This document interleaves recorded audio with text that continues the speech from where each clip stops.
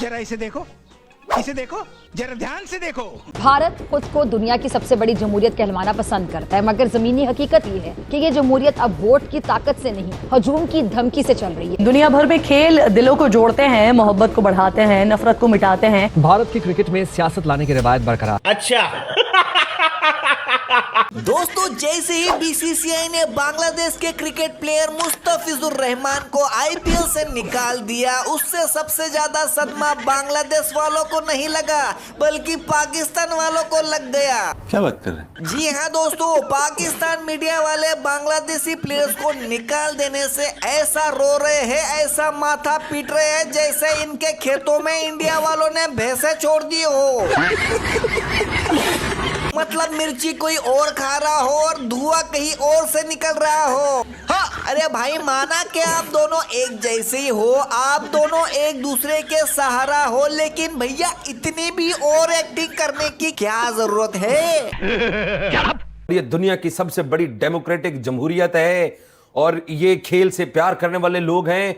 आपका मसला बांग्लादेश की सरकार से हो सकता है, आपका मसला बांग्लादेश की गवर्नमेंट से हो सकता है, मुस्तफिजुर रहमान के साथ आपका क्या मसला हो सकता है? नहीं, आप मुझे ये बताइए कि आपकी प्रॉब्लम क्या है? वो इस बुनियाद के ऊपर मुस्तफिजुर रहमान को आज आईपीएल से निकाल दिया गया है। पहले तो इन्होंने सिर्फ एक बांग्लादेशी, वो भी शाहरुख खान की केकेआर ने पिक किया 9.25 करोड़ में। बांग्लादेश के किसी प्लेयर्स को पहले इन्होंने पिक ही नहीं किया। चलो हम तो आपके दुश्मन सही, 1971 में तो बांग्लादेश को बनाने में आप लोगों ने पाकिस्तान के साथ जंग की थी। तेरा तो गेम बजाना पड़ेगा।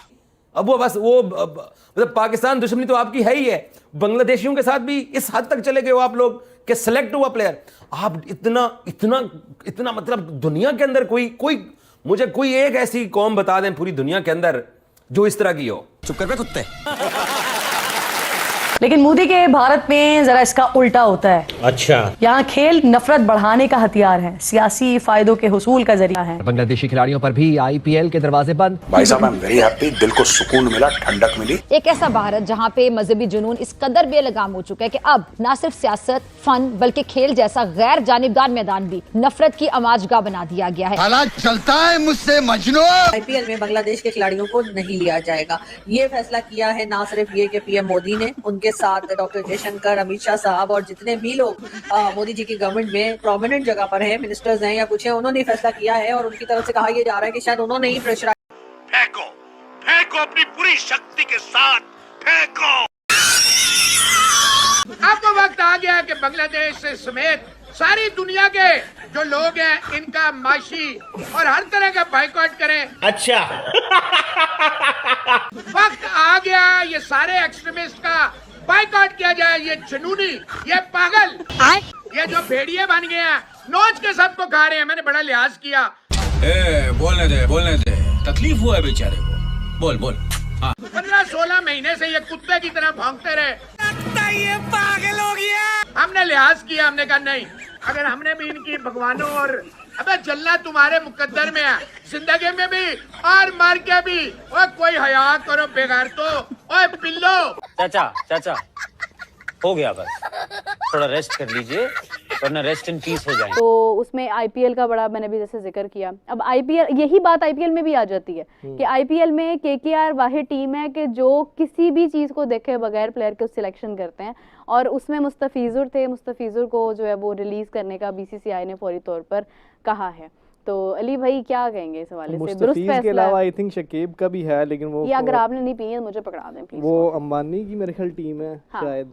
वाह दीदी नहीं वाह दीदी। क्या नाम है उस टीम का, मुझे अब नाम नहीं याद आ रहा। उसमें आई थिंक शकीब भी खेल रहे हैं, लेकिन आप देखें कि उन्होंने सिर्फ मुस्तफिज को टारगेट किया है।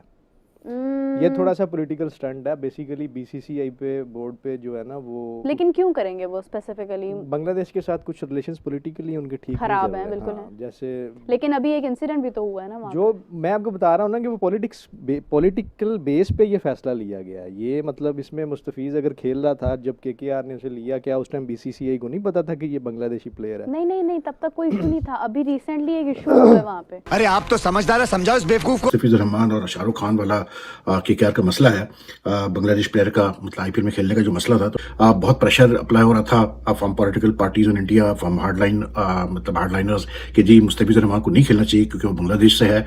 और जो इंडियन हुकूमत को जो तशवीश है कि इस वक्त बांग्लादेश में जो हिंदूज रहते हैं उनके साथ बड़ी ज्यादती की जा रही है, बहुत गलत उनके साथ जो है वो मतलब किया जा रहा है। तो इस वजह से उस चीज़ को उन्होंने कहा, लिंक किया क्रिकेट से, और उन्होंने कहा कि जी जब इतना हो रहा है वो क्या उसको बोलते हैं अपना वहां पर हिंदूज के साथ बांग्लादेश में, तो बांग्लादेश का प्लेयर क्यों खेले आईपीएल में। बिल्कुल सही फरमाया। लेकिन देखो बात हुआ कि स्पोर्ट्स, अब मुस्तफिजुर रहमान, अब लोग उसको गालियां दे रहे हैं, मैं देख रहा हूं इंडियन फैन। अब उसने क्या किया, मतलब मुस्तफिजुर रहमान ने क्या किया, बट ठीक है वो प्रोटेस्ट हो रहे हैं, उसका कोई लेना देना नहीं है, उसका वो तो खेल रहा है, अपना खेलते हैं। टीम ने उसको 9 करोड़ में पिक किया, टीम की जरूरत थी तब उन्होंने पिक किया, कोई ऐसा नहीं था कि कोई रिश्तेदार था मुस्तफिजुर रहमान, टीम की जरूरत थी तो टीम ने पिक किया। अब इस तरह के रिमार्क्स देना, धवन भी थोड़ा सा अपने आपको पॉलिटिकली इन रखना चाहते हैं, इस तरह के स्टेटमेंट्स देते हैं। बीइंग अगर ह्यूमन आपको भी थोड़ा ख्याल रखना चाहिए। अभी धवन के ऊपर जो इंडिया की वो एजेंसी थी वो इनके पीछे पड़ गई थी, इन्होंने बैटिंग को प्रमोट कर रहे थे, इवन इंडिया ने बैन लगा दिया था जो कि गवर्नमेंट थी, उसके बावजूद ये बैटिंग प्रमोट कर रहे थे। आपने सबसे पहले घबराना नहीं है कि बीसीसीआई की समझ नहीं आ रही यार, प्रेशर में कर रहे हैं या